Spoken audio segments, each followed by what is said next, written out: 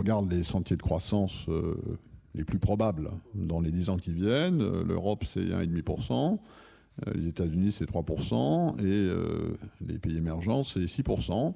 1,5%, ça ne suffit pas à assurer la survie du modèle européen.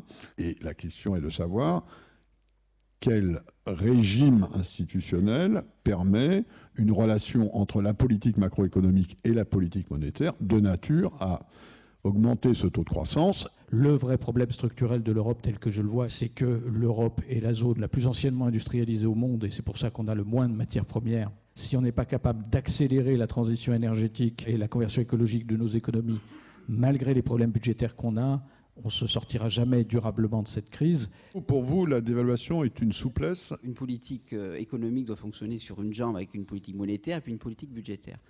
Là où on peut peut-être se retrouver, sur la question de pour faire quoi. Tous les pays qui ont fait des réformes structurelles ont parallèlement dévalué leur monnaie. La dévaluation, si je comprends bien, c'est génial quand c'est monétaire, mais c'est très mauvais quand c'est fiscal. Il y a quelque chose qui ne va pas. Ce sont des ajustements. Il y a des moments où il y a des divergences et il faut s'ajuster. Une dévaluation, c'est un appauvrissement. Je veux dire, le lendemain matin, votre pouvoir d'achat a diminué du montant de cette dévaluation. Je crois que je suis la seule élue ici.